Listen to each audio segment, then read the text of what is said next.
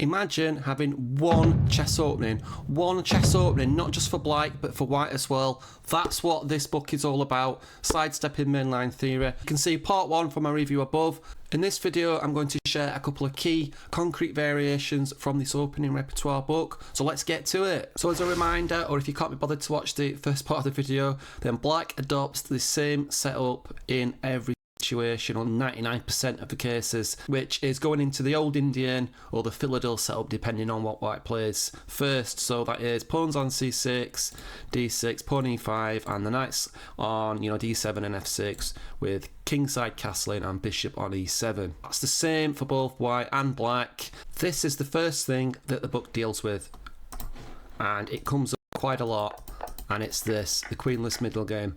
Right, and when I first looked at this variation, I thought, whoa, I'm an aggressive player. I like to keep my pieces on the board. I like to keep my queen on the board. I like to play for checkmate. Is this going to really suit me? Actually, I found the annotation to this game really instructive. So just look at this. So after knight c3, pretty natural move, bishop e6. The vast majority of cases, 42% on the Lichess database to 17%, white will play move like e4. Right, and this is already worse for white. Why is it worse for white already on move 6? Well, the annotators point out quite correctly that it just weakens a d4 square. And for here, the plan is very, very simple for black. It's just occupy d4. Moves like bishop c5, taking control of d4. And then bringing the other knight to e7 and c6. And post a knight on d4. And black's superior already on move 6. And I'd like to post a bet the fact that white will be inferior and doesn't even know they're inferior in that sort of position. So yeah, you're going to get the upper hand in these sort of strategies as black. You're going to read the annotations, you're going to follow the plans and ideas, and you're hopefully going to get positions that you're much more familiar with than your opponent. And entering the position after 1e4, same setup. Move orders are discussed in the book.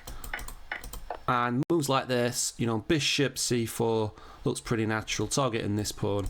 Absolutely fine. And just bishop e6, allow the exchange. And actually, having gone through, many games from the annotations in the book, these double pawns are absolutely fine for black. This pawn covering these central squares is often a massive benefit to black in this position. So early exchanges are to be expected, but that's not the main line position that you will get in if you play this structure.